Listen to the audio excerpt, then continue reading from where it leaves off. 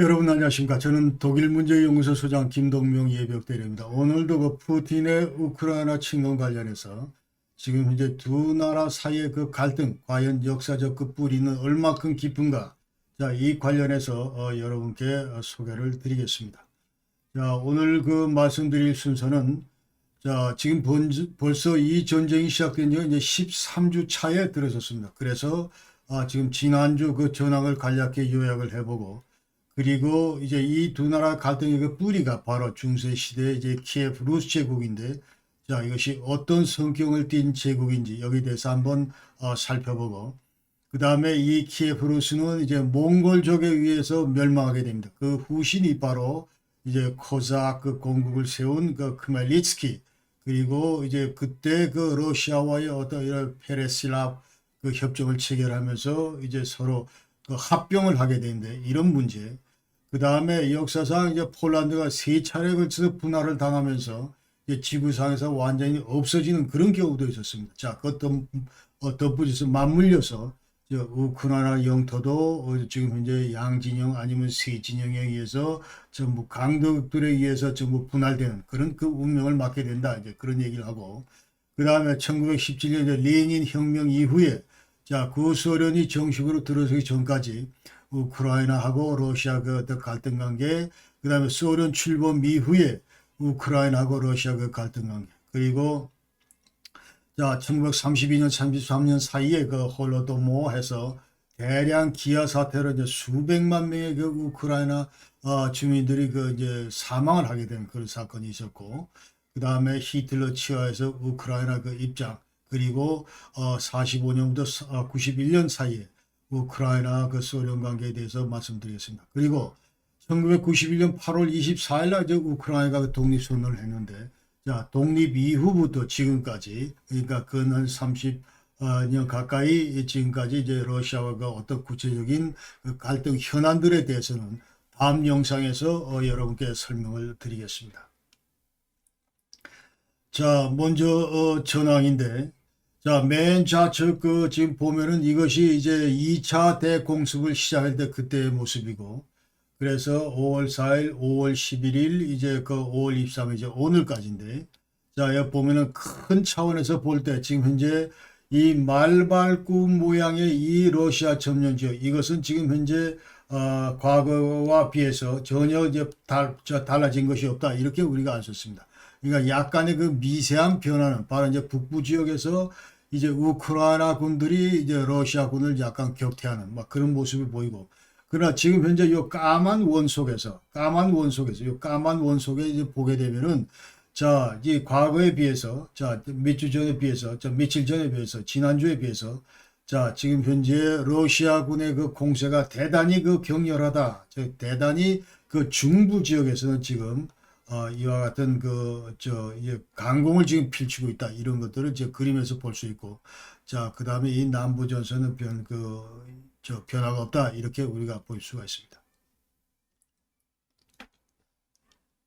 자, 그래서 간략히 다시 이제 요약을 해보면은 5월 9일 이래로 말발굽 형태 그 점령 지역, 이거는 거의 고착화된 상태고, 그러니까 북부에서는 우크라이나를 선전해서 이제 러시아군을 퇴진시키고 그러나 동부에서는 지금 보시다시피 이제 치열하게 지금 전투가 벌어지고 있고 자 여기에서 이제 엄청나게 그 러시아군이 이제 공을 들이고 있다 이렇게 지금 우리가 아실 수가 있고 그 다음에 이제 남부 여기는 이제 거의 그 전선 변화 그 프론트 그 라인이 이제 변화가 없고 대신 그 진지를 강화하는 그런 그 추세를 띠고 있다는 것이 이제 서방 언론의 이제 그 진단입니다. 그리고 지금 러시아는 이제 마리우폴 이외에 그 장악한 도시는 일체 없다 이렇게 돼 있고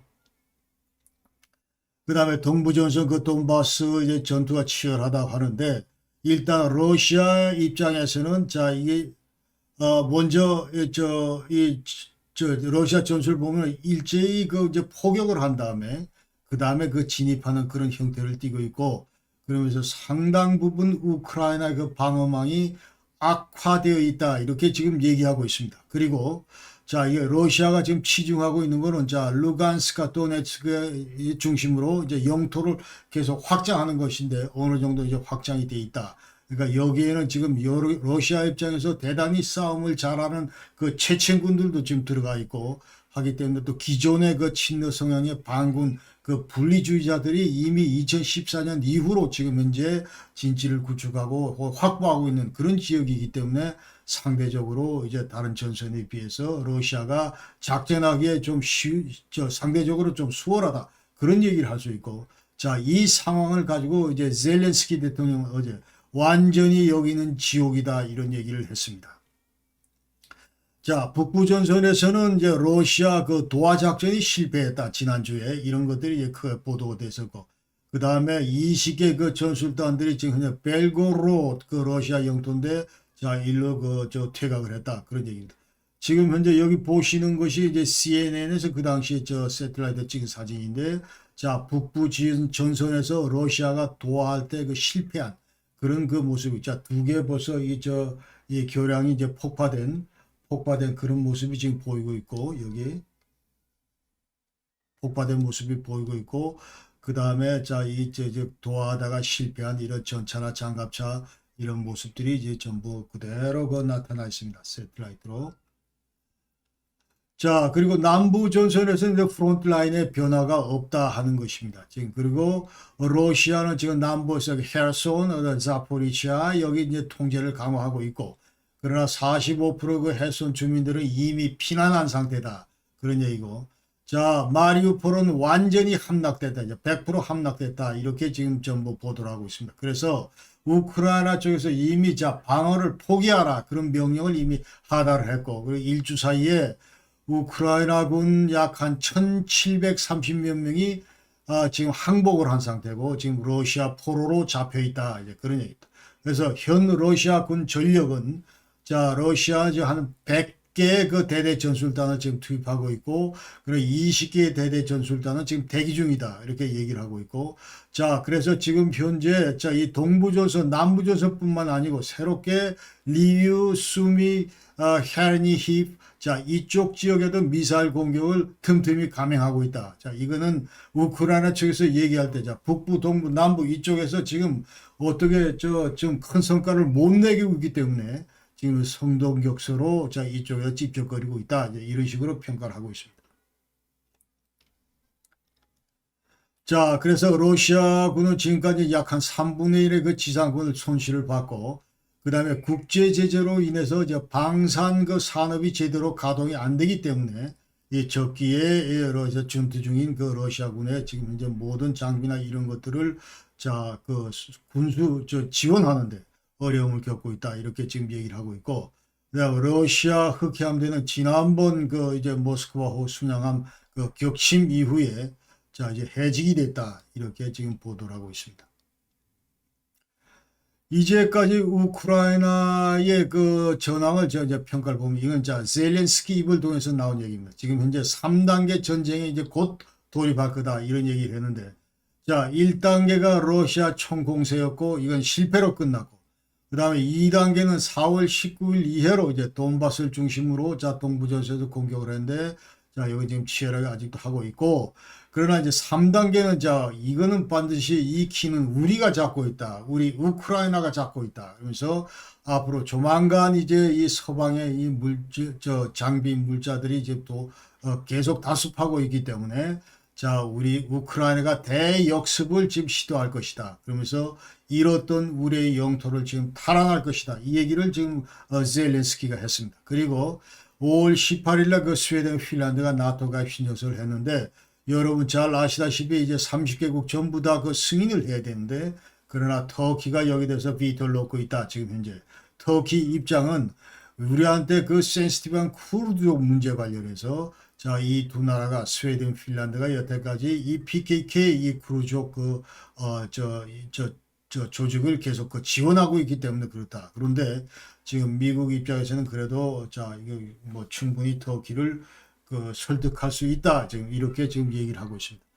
그리고 이 정전 협상 관련해서 지금 현재 또 움직임이 있는데, 자, 이게 독일 수상 숄츠가 최근에 이제 푸틴하고 장시간 그 통화를 하면서 자, 이게 푸틴 왈 뭐라고 그래요? 우크라이나가 지금 정전 협상을 지금 거부하고 있다. 이렇게 지금 이제 푸념을 늘어놓고 그래서 이 숄츠는 자, 젤렌스키한테 야, 빨리 협상에 복귀하라. 이렇게 촉구를 했지만 젤렌스키는 여기 대해서 러시아가 점령 지역 완전히 지금 현재 전부 회복한 후에 이거 점령 지역 전부 철수한 후에야 이제 협상이 가능하다. 이 얘기를 젤렌스키는 일관되게 지금 하고 있습니다. 그리고 자, 이게 이제 서방 그 군사 전문가들의 전망은 이 전쟁은 이미 이제 소모전 양상을 띠고 있다. 아까도 저 보셨다시피 자, 말발굽 형태의 자, 이와 같은 소련의 점령이 거의 지금 한 달 이상째 지금 이제 변화를 보이지 않고 있고 자, 그러면서 끊임없이 그 폭격과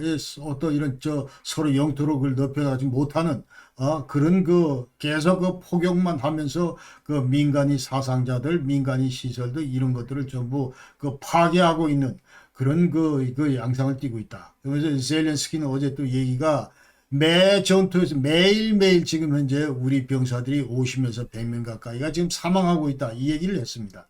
이 얘기를 하고 그 다음에 러시아가 지금 최소 목표가 동부 지역 이 돈바스 지역을 정복하는 거다. 그렇게 얘기를 했는데 그러나 서방 군사 전문가들 평가는 이것도 아마도 불가능하게 될 것이다. 왜?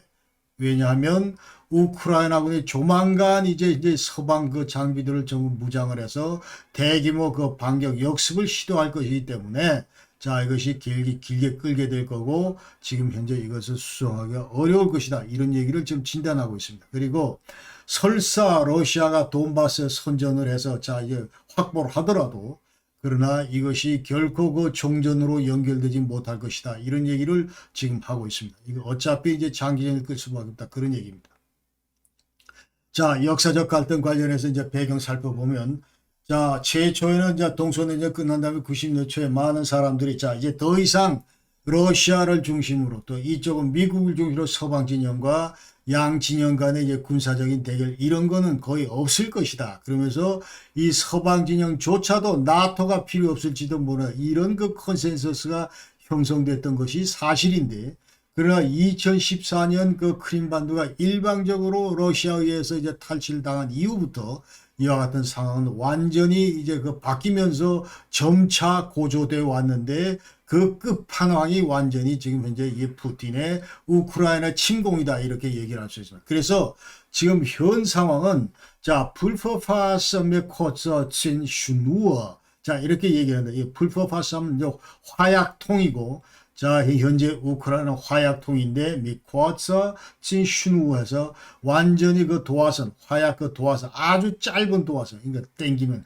금방 터져버리는, 자, 그와 같은 계속 그 화약통으로 계속 남아 있었는데, 자, 이와 같은 것들이 이제 드디어 올 2월 24일부터 터졌다, 이 말입니다. 그래서 우크라이나 전쟁 이거는 그러나 2014년 이후에 갈등이 이제 골마서 터진 것이 아니고 사실은 이 양국 간의 그 갈등 내막의 골은 대단히 역사적으로 깊다 이런 얘기입니다. 그래서 오늘 그 역사적 갈등의 산물인데 오늘 그 역사적 배경을 여러분께 이제 간략히 소개를 드리겠습니다. 그래서 지금 현재 한마디로 자 블라디미르 푸틴 자 푸틴은 러시아하고 우크라이나 이거는 같은 민족인데 그래서 이거 우크라이나가 독립한다 이거는 저 인정할 수 없다 이제 그런 입장이고 그러나 우크라이나 근본적으로 우리는 너희들하고 다르다.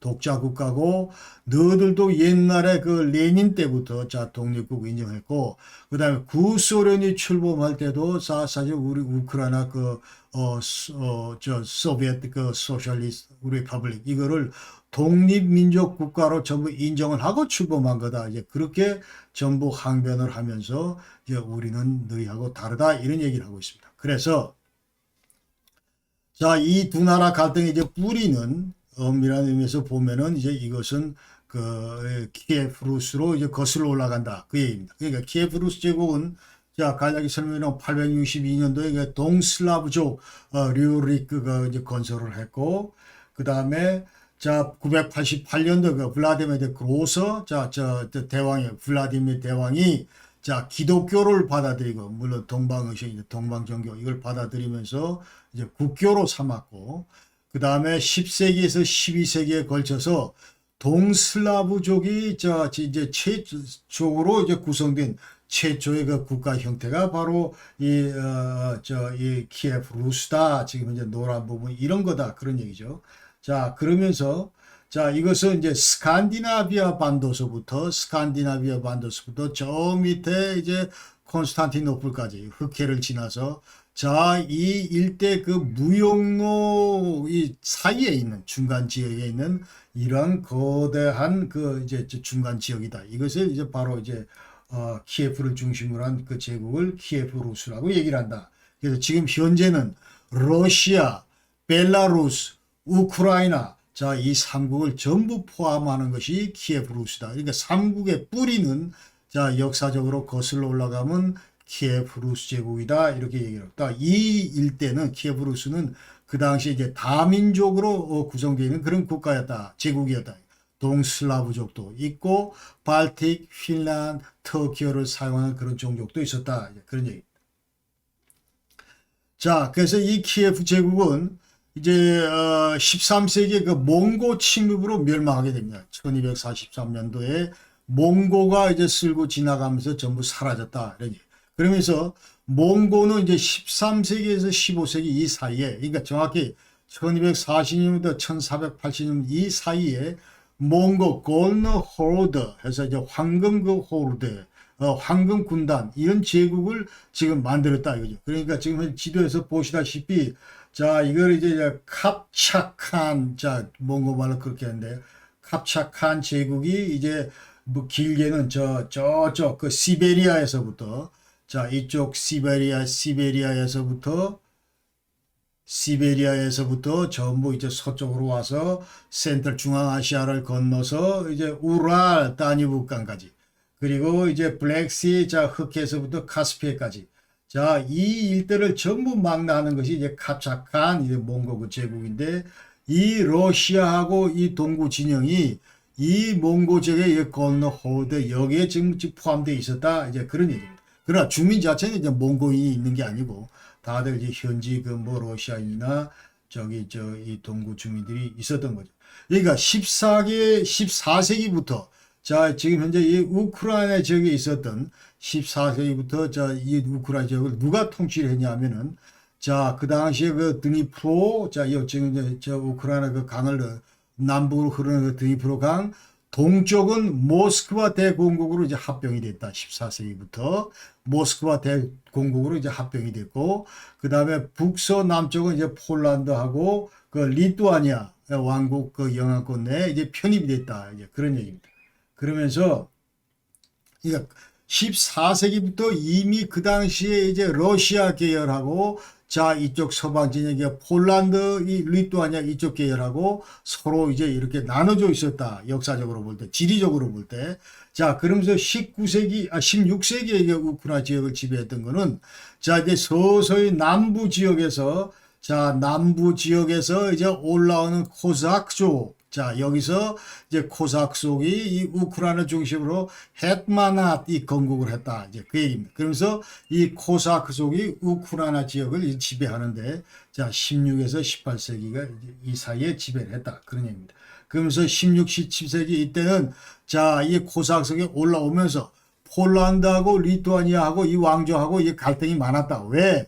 폴란드, 리투아니아가 이 코삭족 한마디로 우습게 봤다 이 말이죠. 그러니까 얘들은 전부 농사짓는 농민들 주축이고 우리하고는 격이 신분이 다른 그야말로 정말 그 그놈하고 좀 왕조 스타일의 그런 어떤 그 취향의 폴란드, 리투아니아 뭐 이쪽하고 국격 자체가 다르다 이 말이에요. 그러니까 자꾸 무시하고 여기에 대해서 이제 코삭족들이 반기를 들고 반폴란드 그 민족 봉기를 수차에 걸쳐서 일으켰지만 전부 실패했다 이런 얘기입니다. 자, 그래서 이 키예프 루스가 이제 사라졌다고 했는데 몽고족이 전부 다 멸망시켰다고 했는데 그럼 도대체 키예프 루스의 그 후계 국가가 누구냐 도대체. 자, 이 문제에 관련해서 러시아하고 우크라이나 간은 역사적으로 계속 갈등을 빚어왔다. 자, 우선 러시아 입장에서는 키예프 루스는 후계는 우리다. 예, 적통은 우리다. 그런 얘기입니다. 그러니까 그 당시 아까 얘기대로 자 드네프르강 동쪽 이쪽이 전부 모스크바 대공국 자 일로 들어왔고 그 다음에 모스크바 대공국이 끝난 다음에 러시아 짜르국이 들어오고 그 다음에 이것이 러시아 제국이 되고 자 이것이 이제 소비에트 러시아가 됐다 이 말이에요. 그리고 로마노프 그 왕조 때는 러시아 제국 로마노프 왕조 때는 우크라이나인 이거는 아예 이런 사람 우크라이나 사람이라는 일체 없는 거고 그 당시에 이제 이 우크라이나 지역에 살고 있던 사람들을 클라인 루슨 해가지고 자 꼬맹이 러시아 사람들이다 이렇게 전부 얘기를 했다는 거예요. 그러니까 우크라이나가 사용하고 있는 고유의 언어라는 없는 거고 쟤들이 지금 하고 있는 말 자체는 러시아어의 사투리 방언이다 이 말이에요. 자 이런 인식을 러시아는 지금 갖고 있는 거고 자 여기 빼내서 그래서 우리가 살고 있는 데가 큰 러시아고 쟤들이 살고 있는 데 아래 동네 조그만 러시아다 이제 그런 얘기를 계속 해왔다는 거죠. 그러니까 우크라이나 입장에서는 무슨 소리 우리가 키예프 루스의 적통이다. 야 여기 봐라 It was not called the Moscow Rus but the Kiev Rus 이렇게 돼 있어. 그러니까 자 모스크바 너희가 적통하면 모스크바 루스지 왜 키예프 루스냐? 어? 우리 키예프가 적통이기 때문에 자 키예프 루스다 이런 얘기를 하면서 자 중세 러시아 제국 이거는 어디까지나 다민족 국가로 전부 구성되어 있기 때문에 자 이것은 이제 우크라이나 우리 독자의 어떤 고유 민족 국가다. 그래서 문화 인종 측면에서 이제 러시아 니들하고는 완전히 그 독립적인 그런 관계다. 이제 이런 얘기를 우크라이나 측에서는 일관되게 지금 하고 있다 이 말입니다. 자, 그래서 17세기 후반에 이제 보단 크멜리츠키, 자, 이 사람이 이제 코삭족인데 이 사람이 이제 핫마나, 자, 여기서 이제 나온 그 지도자, 우크라이나 지도자 부상을 하면서 아까 얘기대로 자, 폴란드, 자, 이쪽이 좀 지나치게 이제 저 콧대가 높고 계속 우리를 무시하기 때문에 우리 코삭을 무시하기 때문에 계속 이제 그 폴란드에서 민중저항 이거를 주도를 해왔어요. 주도를 하다가 그러나 그러면서 이제 그 반폴란드 성향의 우크라이나 코삭 공국을 이제 설립을 했다. 드니프르강 중심으로 중부 지역에다 이와 같은 이제 코삭 공국을 이제 설립을 했다. 이제 크멜리츠키가 자 그런데 1248년도에 이 크멜리츠키는 뭘 하냐면은 자 러시아 짜르국 그다음 러시아 짜르국에 그다음 알렉사이 미클로비치에다 뭐라고 이제 간청 서한을 보냅니다. 편지를 보내면서 제발 우리를 프로텍토рат해서 자 보호국으로 보호령으로 좀 삼아달라 그런 얘기. 그러니까 너희들이 지금 현재 러시아 너희들이 보호국이고 우리를 제발 좀 보호해달라 감싸달라 그 서한을 보냈다는. 그러니까 우리는 클라인 루슨 우리는 이제 조그만 꼬맹이 러시아 사람이고 그 다음에 오토독슨 글라벤스 브리더 해서 자 우리가 러시아 그 정교를 믿는 동방 정교를 믿는 그 같은 그 기독교를 신봉하는 그런 형제국들이기 때문에 우리를 제발 좀 감싸 주시오 하는 그런 그 간청서한을 러시아 짜르한테 러시아를 통제하는 그 짜르한테 이제 보냈다 이 말입니다. 자 그러면서 러시아는 알았어 우리가 지켜준다 이러면서 이제 폴란드가 너희들을 괴롭히면 우리가 폴란드를 친다 이렇게 된 거예요. 그러면서 1654년도에 이제 그 다음에 이제 6년 뒤에는 자 페레야슬라비 협정을 이제 체결합니다. 자 이건 뭐냐면 자 크멜리츠키가 이제 그 충성 맹세를 하는 겁니다. 이제 그 알렉사이 미클라비치한테 충성 맹세를 하면서 이제 페레슬라브 그 협정을 체결하는데. 자, 대폴란드 지원을 받기 위해서 러시아, 자, 미클라이비치한테 이제 충성서열을 한다, 이 말이죠. 자, 그러면서 무슨 행동을 하냐면, 우리 우크라이나 동부 영토, 이거를 러시아 짜르국 너들한테 전부 편입시키겠다, 이렇게 지금 하는 겁니다. 자, 그래서 이거 관련해서 이제 페레슬랍 이 협정 관련해서 러시아 우크라이나 평가도 또 다르다는 거예요. 그러니까 지금 이제 러시아는 뭐라 야 너들 봐라 그 당시에 너들이 지금 무릎 꿇고 자 전부 우리 밑으로 그 편입이 되어 왔다 이제 그 얘기 안슐루산 루슬란 그 얘기를 하는 거예요. 그러니까 코삭 공국이 그 당시 짜르국 러시아 짜르국에 이제 합병이 됐고 그러면서 자 이것을 이제 푸틴은 어떻게 생각하냐 자 우크라이나 러시아 그때부터 이미 우리는 한 몸이다 통일된 국가다 이렇게 지금 얘기를 하고 있는 거죠. 자, 이와 같은 역사적인 배경에서 지금 푸틴이 이런 주장을 하고 있다는 얘기고, 그러나 우크라이나 측의 이 페레슬랍스 협정 관련해서는 자, 이건 어디까지나 협정인데 운터클라이힌 똑같은 대등한 입장에서 맺은 그런 협정이다. 이제 그런 얘기. 그러면서 야, 코사크 공국 러시아 제국간의 평등에서 맺어진 국제협정이고 그렇기 때문에 우크라이나 독립국가다. 조금 지금 설득력이 좀 떨어지는 것 같은데 이 사람들은 무슨 얘기를 하냐면 자, 여태까지 러시아 사람들이 그 당시에 그 서한이나 공안이나 뭐 이 크멜리스크 그 공안이나 이런 것들도 전부 자기들 입장에서 전부 조작을 했다. 이런 얘기를 이제 또 우크라이나 학자들은 하고 있다는 것을 우리가 또 알아야 되고.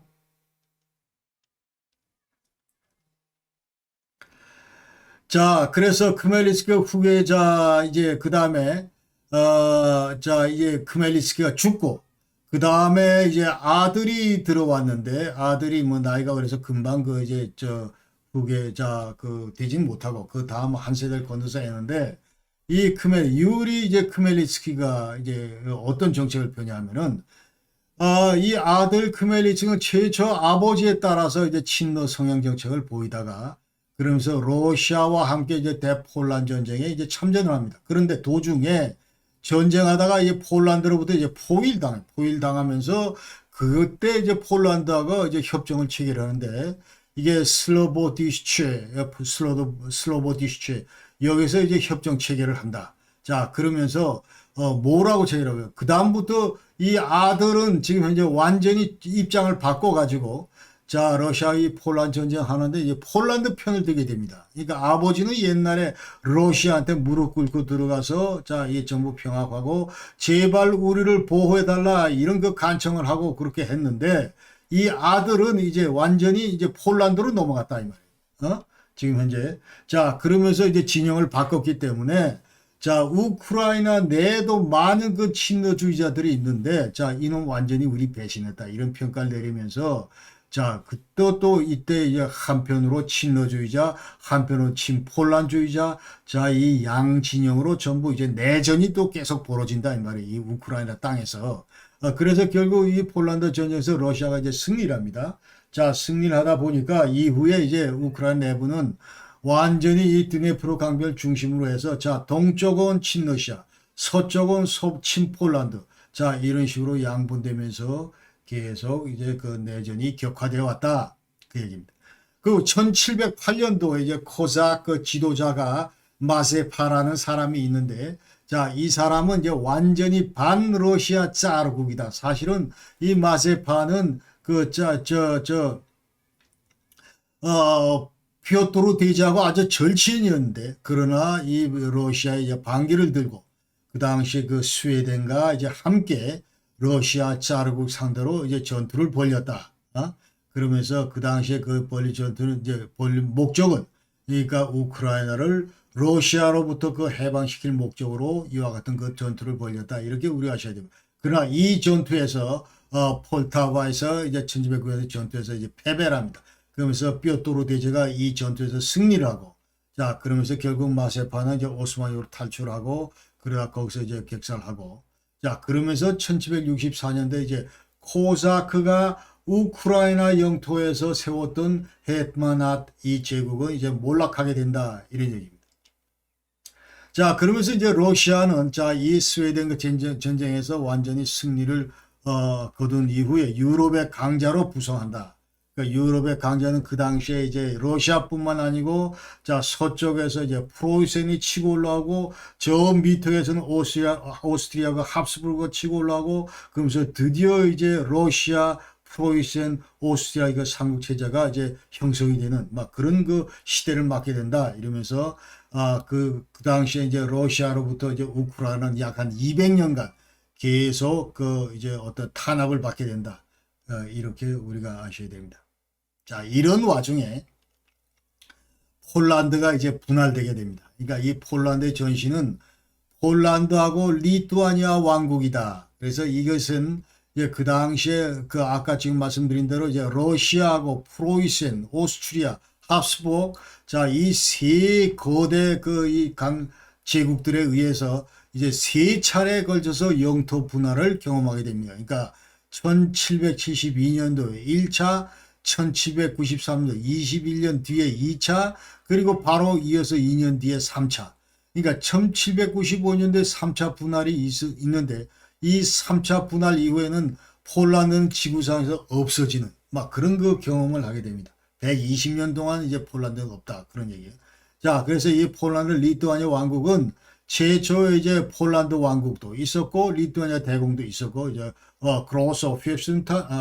그로스 휘스튼 투 리타운 자 이렇게 이게 대공이 있었고 그러면서 이런 것들이 둘이 합쳐가지고 이제 복합 군주제 국가로 출범을 했는데 그러나 이것이 이제 폴란드 리타운 왕국으로 다시 통일이 되고 그러면서 16, 17세기 이 사이에는 사실은 이 폴란드 리투아니아 이 왕국이 이와 같이 그 큰 그 이제 영토와 그 많은 인구를 가진 그런 그 제국으로 군림을 했었다. 그러나 아까 얘기대로 1795년도 이제 조금 이따 다시 얘기를 하는데 자 폴란드 이것들은 이제 완전히 없어졌다. 그럼 자 1차 분할. 1차 분할은 이제 러시아하고 프로이센 자 여기 이제 오스트리아 여기에 대해서 이제 전부 다 이 폴란드가 갈기갈기 이제 그 찢겨졌다 그런 얘기입니다. 그러니까 러시아 제국의 예카테리나 2세하고 이거 한 축으로 그 다음에 다른 축은 이제 프로이센과 그 오스트리아 마리아 테레지아 그 합스부르크 그 왕가 이것이 다른 축이었다. 그러면서 자 이 일대 지금 현재 자 지금 이제 먼저 녹색을 보면 이 짙은 녹색 이것은 1차 때 러시아로 이쪽에 뜯겨 나가고 그 다음에 저 밑에 노란색 이거는 이제 합스부르크 오스트리아 뜯겨 나가고 그 다음에 요 맨 짙은 색 요거는 이제 프로이센한테 뜯겨 나갔다 이런 얘기입니다. 1차 이제 그 폴란드 그 리투아니아 그 왕국이 이렇게 뜯겨 나갔다 그런 얘기고 그러면서 폴란드는 이때 이미 폴란드는 국토와 인구의 3분의 1을 상실을 했다. 그러면서 이때 덩달아 이제 우크라이나도 북부 서부 이쪽은 러시아하고 오스트리아로 이제 분할이 됐다. 덩달아 이제 폴란드, 리투아니아가 그렇게 이제 분할이 되면서 자 거기에 쓸려서 우크라이나 영토도 자 이와 같이 북부 서부 그리고 이런 것들이 전부 다 러시아와 오스트리아로 이제 분할이 됐다 그런 얘기입니다. 자 2차 때도 이제 러시아가 이제 그때는 오스트리아 빠지고 2차 때는 이제 러시아 프로센만 자 나눠 갔는데 자 여기서 보시면 요 가운데 요쪽 거 이제 다시 또 러시아가 뺏어가고 그 다음에 요 프로이센은 요쪽 것도 어떤 색깔 요거를 이제 가운데 요쪽 색깔을 전부 뺏어갔다.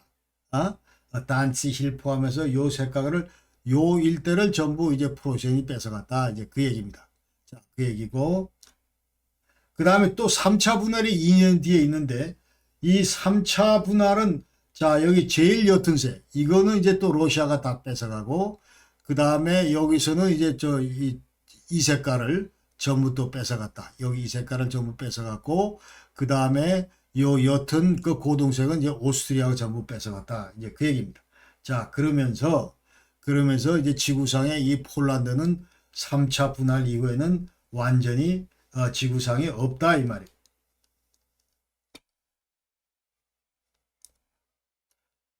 자, 지구상에 완전히 없어졌습니다. 지구상에 완전히 없어졌고, 자, 요거는 전부 다 러시아 땅, 요거는 전부 오스트리아 땅, 요거는 전부 이제 프로시아 땅 했습니다. 그래서 전부 없어졌다는 거죠. 자, 그래서 폴란드 3차 분할을 통해서 이제 각 그 세 나라, 세 개 큰 나라들이 이제 뺏어간 걸 보니까 러시아는 대략 한 45만, 평방킬로미터, 프로시아는 14만, 오스트리아 13만 이렇게 먹었다. 그다음에 인구도 러시아가 565만, 253만, 오스트리아가 370만 이렇게 세 개 큰 나라들이 전부 다 갈기갈기 이렇게 찢어놓고 지들이 다 먹었다 이제 그런 얘기입니다. 자, 폴란드는 참 그 역사적으로 기구한 나라인데 이 세 번에 걸친 그 삼국에 의한 분할 이외에도 또 4차 분할이라는 게 있습니다. 4차 분할.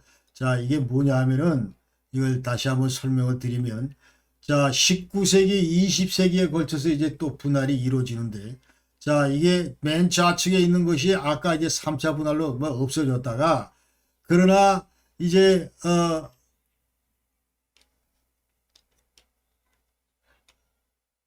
자, 사라졌는데, 그러나 나폴레옹 때 이제 나폴레옹 때 1800년 초에 이제 그 옛날에 폴란드가 있던 자리에 그다음에 이 지프로이센에서 자 이거를 이제 그 나폴레옹이 만들어져 요거를 이제 나폴레옹은 이 프로이센이 지프로이센이라고 여기 이제 전부 그러니까 폴란드 땅이다 지프로이센이라고 이제 프로이센이 했는데 나폴레옹이 프로이센을 깨면서 여기에다가 이제 헤르츠og 투 와르샤우 이제 그래서 와르샤바 그 공국을 만들어줬고 그 다음에 이 공국은 1815년도에 그 당시에 그러니까 나폴레옹이 이제 완전히 패전하고 난 다음에 유럽의 왕정 질서를 복원한다 하는 것이 이제 윈 캉그레스인데 자, 이 캉그레스에서 자, 이 일대를 그러니까 이제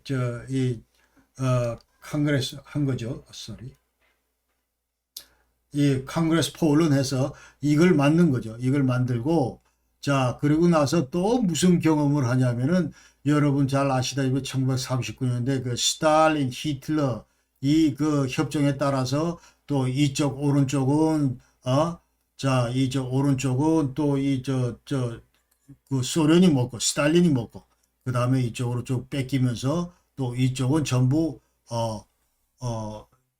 이쪽은 전부 이제 히틀러가 먹고 뭐 이런 식으로 또 뺏겼다가 그 다음에 2차 대전 이후에는 자 그 당시에 그 테헤란에서 자 어떻게 그 전후 독일을 전부 우리가 분할을 할까? 이 관련해서 이제 그 빅3가 처칠, 그 루스벨트, 스탈린 이 얘기를 하는데 그 당시 그 처칠이 이제 그 얘기가 자 이것서 독일을 분할을 하는데 예, 근데 이제 군대에서 우리가 사로 삼보가 뭐 이런 거 하는 식으로 하자. 그러면서 그 소련 너희들이 자로 삼보가고 그 다음에 폴란드가 자로 삼보가서 독일 땅을 먹고 뭐 이런 식으로 해가지고 좀 했대. 그러니까 최초 여기 보면은 자 이 빨간 게 이것이 이 폴란드의 국경인데 자 이만큼 전부 좌로 평행 이동했다 서쪽으로. 그러면서 이 보라색 이 독일 땅은 전부 이게 먹고 뭐 그런 거죠.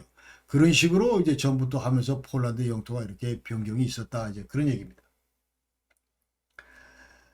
자, 그래서 이제 폴란드 분할 이후로 다시 한번 요약을 하면 우크라 지역은 이제 어떻게 이제 최종 분할이 됐냐 하면은 우크라이나의 그 중앙 북부 동부 지역 이건 전부 러시아 쪽으로 갔고 그러면서 자연스럽게 이제 전부 러시아화 됐다 이런 거죠. 그러니까 언어나 문화나 뭐 이런 것들 전부 다 이제 러시아 편입됐기 때문에 그러면서 이제 자연스럽게 러시아어를 쓴다든지 무슨 뭐 학술지, 종교, 뭐 출간물 뭐 이런 것들 전부 금지하고 그 다음에 우크라이나인들의 이제 민족그 탄압을 받았다 이렇게 얘기할 수 있고 그 다음에 서부 진영 그 남부 지역 이쪽 갈리치엔 쪽은 이제 전부 오스트리아 영향을 받았다. 그래서 아까 얘기대로 맨 처음에 이제 폴란드 소속으로 있다가 그 다음에 72년도 합수국으로 이제 넘어갔다 그랬죠. 그러니까 1차 그 폴란드가 분할되면서 이걸 합수부르크한테 전부 뺏기고, 그러면서 이제 자연스럽게 합수부르크 그 집의 영향을 받으면서 이제 자유로운 체제로 이제 발전했다. 이 서쪽 지역은, 그러면서 이 우크라이나 서쪽 지역은 그래서 이 19세기에 이제 우크라이나 그 독자 어떤 민족 그 형성하는데 여기 기여를 했고 그 다음에 서구를 지향하는 그런 성격이 강하기 때문에 자 소련 당시에는 이쪽 저 이제 클라인 루슬란한테 이제 조그만 꼬맹이 러시아다 이렇게 얘기를 했는데 계속 이제 그 소련 당시에도 말썽을 피울 수밖에 없었다. 이제 잘 이제 어떻게 통합될 수 없는 그런 그 이질적인 요소를 갖고 있는 그런 것들이 이미 역사적으로 여기에 이런 사실들이 기인한다는 걸 알아야 된다. 그래서 지금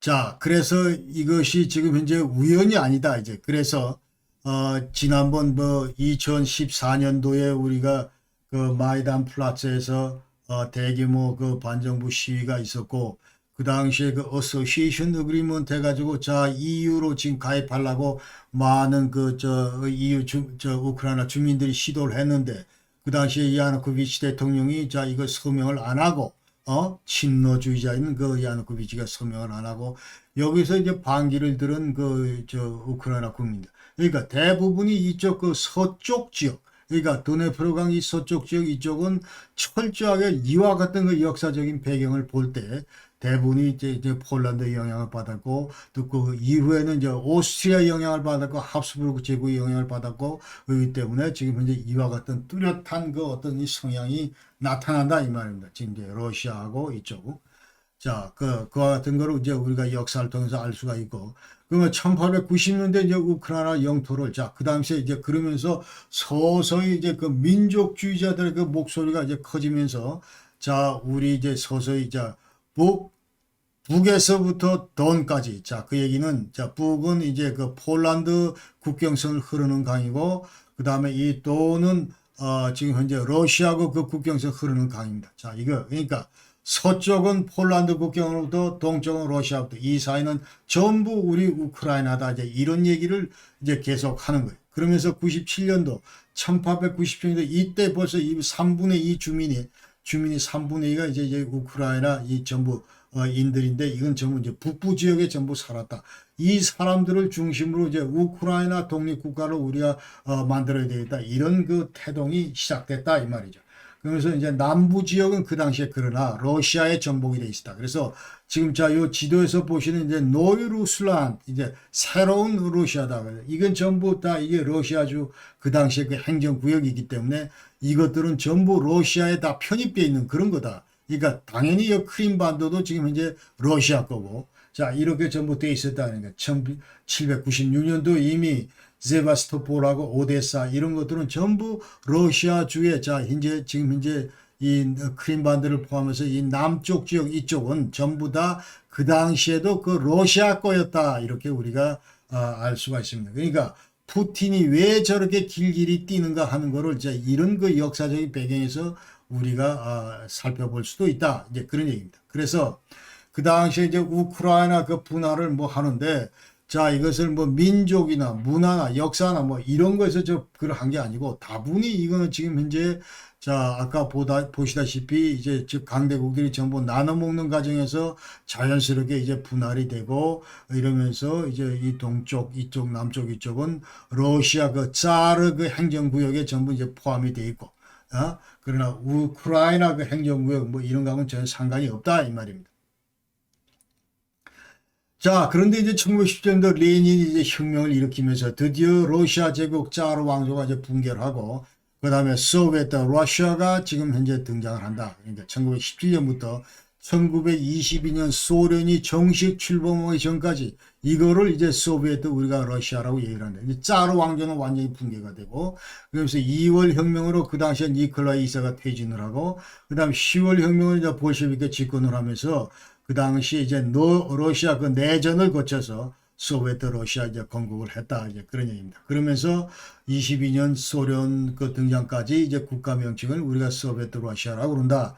그 당시에 정부 수반 당 서기는 레닌이다 이렇게 블라디미르 이제 레닌이고 그렇자 이 상황에서 이제 우크라이나를 중심으로 해서 이제 키예프를 중심으로 1917년도에 이제 민족주의자들이 이제 그룹을 라다를 이제 결성을 하고 그 다음에 계속 우크라이나 우리 민족국가 뭐 이런 걸 만들다 주창을 하면서 아까 얘기대로 북강에서부터 동강까지 자 우크라이나 실현을 자 시도를 하자 뭐 이런 그 움직임이 있었고 그래서 이제 오스트리아 그 당시 지배하에 있던 서부 우크라이나 그 다음에 러시아 지배하에 있던 이제 동부 우크라이나 이런 데 각각 독립을 하면서 1917년 11월 20일 날 17년 11월 20일 날은 이제 각기 이제 두 지역이 이제 통합을 하면서 독립 선포를 이제 하면서 이른바 이것을 우크라이나 그 인민공화국이다. 이런 것들을 이제 선포를 했다. 그러나 이와 같은 그 우크라이나 그 폭스 리퍼블릭 이거는 자 행정 조직도 결여돼 있고 그 다음에 토지계획 뭐 이런 것도 전혀 도입을 안 했을 뿐더러 군대도 없는 데다가 그나마 권위마저도 없어서 볼셰비키의 그 대항마로서는 이제 부적합했다 이제 그런 얘기입니다.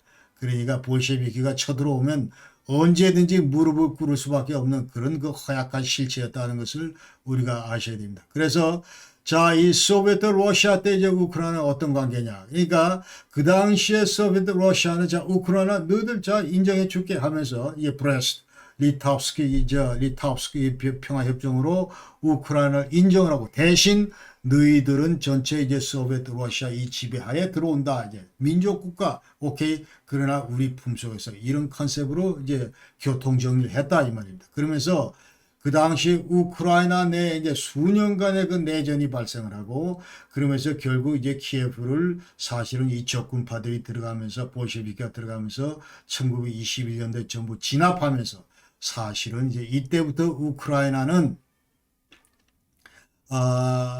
다시 또 완전히 이제 목이 그 조여졌다. 이 저 소비에트 러시아에 의해서 자 그렇게 얘기할 수 있습니다. 그러면서 이제 이 저 21년도 그때 그 당시 이제 볼셰비키 이 공산당이 이제 뭐라고 얘기를 하냐면 야 레닌이 뭐라고 얘기를 하냐면 야 이 각 민족 국가들 이거 전부 다 우리 저 민족주의화 하는 거를 인정한다 그렇게 얘기했습니다. 그래서 사회주의 이거는 일단 민족 국가가 형성된 다음에 그 다음에 실행하는 것이 이게 사회주의다. 그러니까 최종 목적 우리의 공산주의 그 다음에 이런 공산주의를 지향하기 위한 중간 단계가 사회주의인데 이런 사회주의를 실현하는 과정 이거는 먼저 민족 국가가 전부 다 정립된 이후에 오는 것이 맞다. 이 얘기를 지금 레닌이 했다 이 말입니다. 그러면서 이제 우크라이나 너희들도 민족 언어, 우크라이나 언어 사용 이런 것들 전부 인정한다 이렇게 된 거예요. 그러면서 이제 다민족공화국 이런 것도 인정하고 그러면서 학교 다 인정하고 관공서 이런 데서 너희들 말 그대로 써라 이런 것 전부 다 인정했다는 거예요. 최초에. 자, 그러면서 이제 22년도 드디어 소비에트 그 소련이 이제 출범을 합니다. 그러면서 자, 이때 이제 네 개의 그 공화국으로 출범한 첫 번째가 러시아 공화국이고 두 번째 우크라이나, 세 번째 벨라루스 그리고 네 번째는 이제 트란스 코카션 그래서 이게 지금 현재 코카사스 그 산맥에 있는 아르메니아, 아제르바이잔, 조지아 이 세 개국을 합니다. 그러니까 이와 같은 트란스 코카션 소셜리스트 페더라티브 소비에트 리퍼블릭. 자, 이와 같은 그 네 개의 그 리퍼블릭으로 그 출범을 했다. 소련이 그 중에 하나가 이제 우크라이나다. 그러니까 우크라이나 민족 국가다. 자, 이것을 인정은 받았지만 그러나 전체 그 큰 소련의 틀 속에 갇혀 있는 그 같은 그 공화국의 신세였다. 이런 걸 이제 우리가 아셔야 됩니다.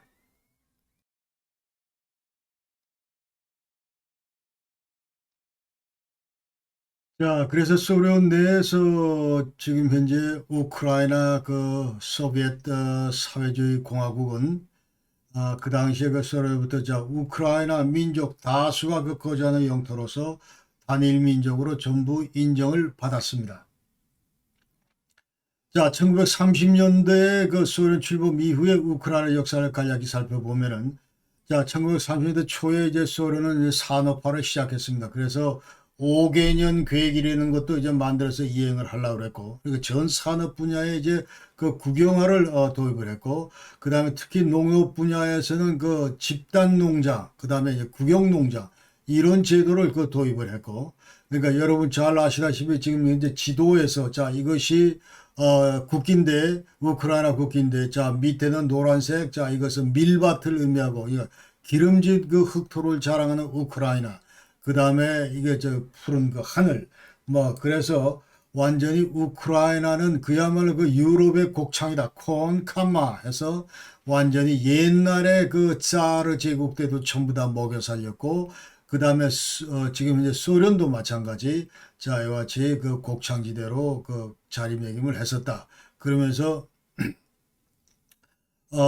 농업하고 농업 분야나 이 농부들 이런 분야가 이제 급진적인 그 변화의 대상이 됐고 그렇기 때문에 자 이 국영화하는 과정에서 볼셰비키 정부의 이런 그 국영화 정책에 이제 그 많이 그 반발을 했다. 이제 그 농민들이 그렇다는 얘기죠. 그러면 스탈린 정부 조치는 자 5개년 계획을 우리가 이거 추진을 하는데 자 여기에서 만약 차질이 생길 경우에 이것은 이제 공산당 정책에 반대하는 배신하는 그런 그 행위로 간주를 하고 그 다음에 소수민족들에겐 자, 이전에는 뭐 민족주의 이런 것들을 전부 강조를 했는데, 자, 여기 대해서 완전히 찬물을 끼얹는 그런 정책을 이제 스탈린은 폈다는 것입니다. 자, 홀로도모 이것은 이제 무슨 얘기냐면 전부 다 이 대량 그 기아로 살상하는 그 얘기를 지금 하고 있는데 1932년, 33년 이 사이에 우크라이나에서 이와 같은 홀로도모가 이제 벌어졌다 그런 얘기입니다. 그러니까 지금 이제 5개년 계획을 추진하면서 자, 이 성과를 도출하기 위해서 지금 이제 계속 푸시를 하는데 여기에 제대로 지금 호응을 못 하니까 우크라이나 그 핵심 관료들을 전부 러시아인으로 교체를 하고 그 다음에 그나마 남아있던 전부 이런 사람들 다 숙청을 하고 뭐 이와 같은 상황에서 이제 대규모 아사 사건이 벌어졌다 이 말이죠. 그러니까 1931년, 32년 이 사이에 이제 완전히 그 흉작, 그 기근 현상이 벌어졌고 그래서 그런데다가 이제 소련은 그 당시 농민들한테 자 너희들이 그 수확한 그 수확물에 한 그때 이제 세금을 부과하는데 그 수확세 이제 50%로 이걸 전부 인상을 했다, 수확세를. 그러기 때문에 곡물세 이거를 내지 못하는 농민들, 이거는 완전히 공산주의자들로부터 이제 적으로 간주가 됐고, 클라켄에서 분홍이다. 이런 식으로 이제 전부 치부를 하면서 이제 그 완전히 닥달을 했다, 이 말이죠. 그러면서 스탈린 정부는 그 당시에 이제 그 슈터스브리가드 해서 자, 이와 같은 농민들이 예컨대 이와 같은 수확세를 못 내는 그 농민들을 전부 찾아다니면서 전 농가를 약탈을 하고 그러면서 이제 자연스럽게 농민들은 이제 기아에 허덕이고 그러면서 심지어는 카니발리스무스 이거는 이제 식인 사람도 이제 그 잡아먹는 뭐 그런 형사들이 그 당시에 있었다. 그러면서 대량 살상이 시작됐다. 이제 그런 얘기입니다. 그러면서 무려 350만 명에서 한 600만 가까이 이제 아사자가 생겼다. 이건 전체 인구 중에 10%를 초과하는 그런 그 수치다 이 말이죠. 그러니까 탈출하는 것도 좀 막고 그 다음에 1930년대 소련 같은 경우는 이제 곡물 수출로 해외에다 수출을 하는데 180만 톤 수출했다. 이제 우크라이나가 전부 다 뺏어다가 지금 대회에 이제 수출을 한다 이런 얘기입니다.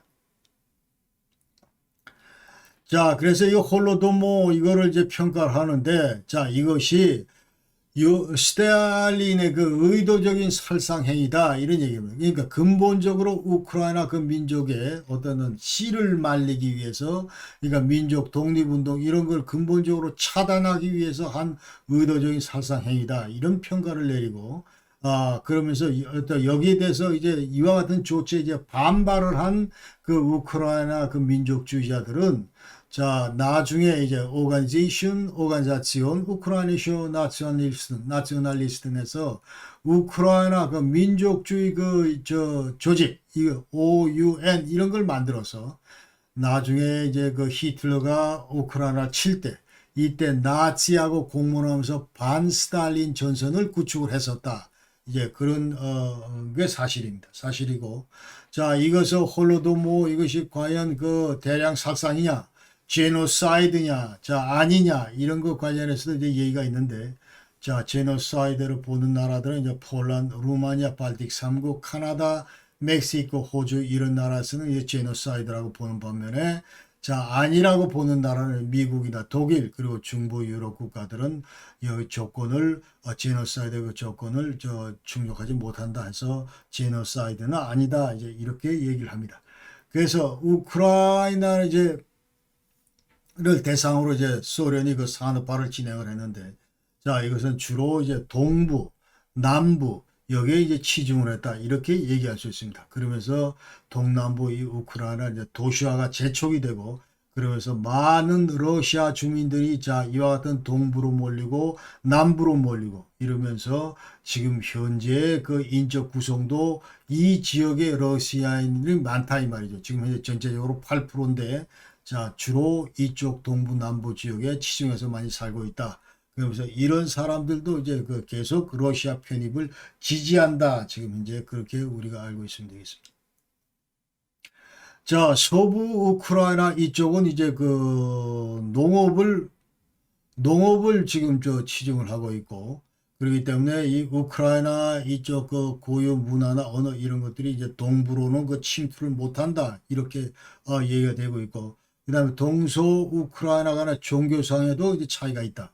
그러니까 동쪽은 모스크바 정교회, 그리고 서쪽은 이제 그 보통 가톨릭, 자 이렇게 이제 키예브 총대주교 이런 것들을 신봉하는 편이다.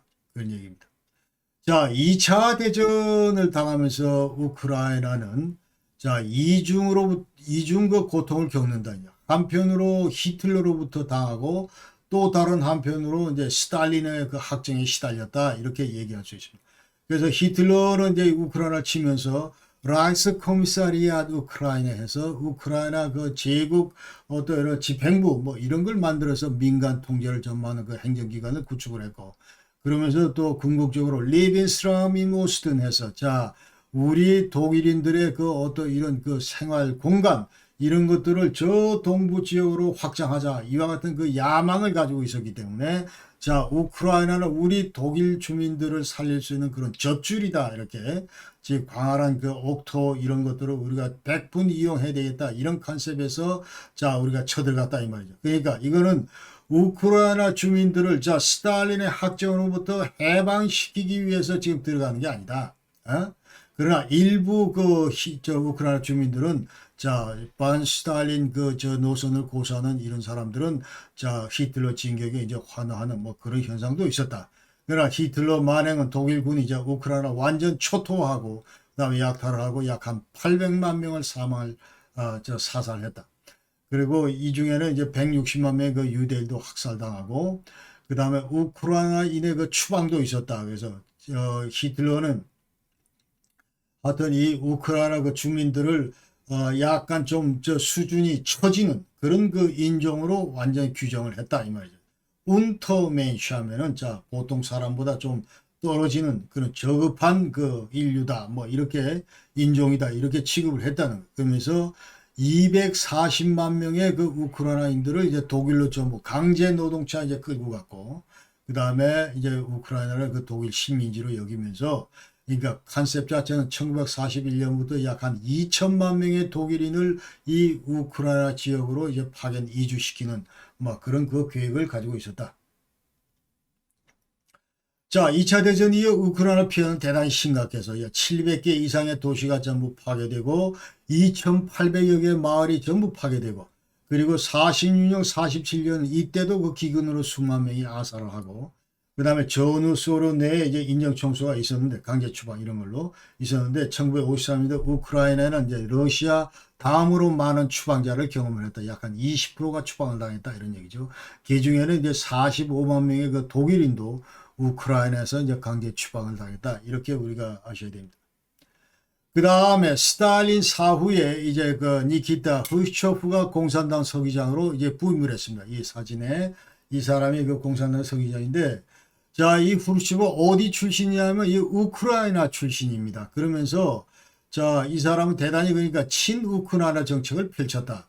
그러니까 이 사람은 49년까지 뭘 했냐면 우크라이나 그 이제 소비에트 그 사회주의 공화국 여기에 제1공산당 서기장을 했다 이 말이죠. 그러니까 완전히 이제 팔이 안으로 굽는 거죠. 그러면서 1954년도에 이제 무슨 일을 하냐 하면 그 당시에 페레야슬랍 그 저 협정 이 300주년이 되는데, 그러니까 1654년도에 이제 체결했기 때문에 이 협정 300주년을 맞아서 이 후르쇼프는 이제 뭘 하냐면 야 크림반도 이거 우크라이나 너희들이 먹어라 해가지고 이제 우크라이나에다 완전 양도를 이양을 해버렸습니다. From the Russian SFSR에서 to the Ukraine SSR 이쪽으로 전부 넘겼다 이 말이죠. 자, 그러니까 이제 소유권을 완전히 우크라이나로 넘겼습니다. 그래서 지금 현재 이 크림반도의 이저 문제가 모든 문제가 사실은 뒤집어 보면은 전부 역사적으로 이와 같은 이제 그 하고 전부 연계가 돼 있다. 이렇게 우리가 아셔야 되고. 자, 그래서 그때 잘못 줬다. 왜 후르쇼프가 완전히 저 또라이 짓을 했다. 이렇게 지금 푸틴은 생각하고 있는 거죠. 1954년도에. 자, 그 다음에 이제 1950년대 우크라이나는 이제 산업 분야에서 완전히 전쟁 이전 상태로 회복을 했다. 그래서 유럽 내 산업 생산 그 선두주자고 완전히 중심지로 이제 부상을 했고, 그 다음에 특히 그 방산 분야, 첨단 과학 기술 분야 여기 중심지가 바로 우크라이나 이 동부 지역이다. 그러니까 여기 이제 항공 산업도 발달돼 있고 각종 재련소도 여기 있고 그러니까 지금 현재 이 아섭스탈 여기 지금 재련소 이것도 대단히 크고 자 유럽에서 제일 큰 그 재련소인데 자 이와 같은 것들이 이제 예전에 50년대부터 이미 그 소련 때부터 전부 둥지를 틀고 있었다 이렇게 알아요. 그 다음에 자, 이와 같이 그럼 우크라이나가 그 완전히 산업 중심지로 부상한 배경이나 물론 그 훌륭한 자국 엘리트들도 많았지만은 그 다음에 그 지도자들도 그 역시 그 큰 역할을 했다. 예컨대 자 후르쇼프가 지금 현재 우크라이나 출신이라 예컨대 이쪽을 밀어줄 수 있었고 그 다음에 그 후계자인 저 레오니드 브레즈네프도 마찬가지 우크라이나 출신이다. 브레즈네프도. 그러니까 계속 지금 우크라이나 출신들이 그 소련의 그 지도자를 계속 했었다 이 말이죠. 자, 그러면서 그런 혜택도 받다 그런 얘기고 그 다음에 1980년대 체르노빌 핵참사 이건 지난번 말씀드린 대로 자 이게 4호기가 이제 비정상적 핵반응을 하면서 냉각수가 분해되고 여기서 발생된 수소가 원자로 내부에서 이제 폭발하면서 방사능이 누출되고 자 이를 통해서 이제 약 한 700만 명이 지금 현재 우크라이나에서 220만 명, 이 오염 지역에 사는 사람들이 이제 그 인근 지역까지 좀 합해서 한 700만 가까이 되고, 그래서 결국은 이 발전소를 2000년도 폐쇄를 했고, 자, 그래서 지금 당장 그 당시에는 한 56명이 사망을 했는데, 그 이후로 이제 방사능 그 유출로, 그 다음에 여기 피폭 그 후유증으로 약 한 4천여 명이 그 암 환자로 암이 이제 발생을 했고 전부 사망을 했다. 이제 그렇게 우리가 알 수 있습니다. 그래서 자, 그 45년 아니 85년 3월 달에 이제 공산당 서기장으로 부임한 그 고르바초프가 자, 체르노빌 핵참사 이걸 보고 도대체가 이게 무슨 나라가 이러냐. 지금 현재 이 연방 완전히 처음부터 뜯어고치지 않으면 안 되겠다. 그래서 이제 글라스노스와 이 페레스트로이카를 했다. 이제 개방과 개혁을 했다. 이렇게 이제 우리가 아셔야 됩니다. 그래서 오늘 영상은 이제 여기까지 하고 자, 오늘 영상은 여기까지 하고 이제 다음에는 1991년도에 8월 24일 날 이제 우크라이나가 독립선언을 하고 그 이후부터 지금 현재 전쟁 이전까지 자, 여러 가지 그 현안에 대해서 이제 러시아하고 그 갈등을 빚어왔는데 자, 이 사안별로 양측의 입장이 어떻게 그 천하게 다른지 이런 얘기를 하면서 다음 영상을 이제 준비하도록 하겠습니다. 여러분 귀한 시간 대단히 감사하고 끝까지 시청해 주셔서 대단히 감사합니다. 여러분 건강하십시오. 안녕히 계십시오. 감사합니다.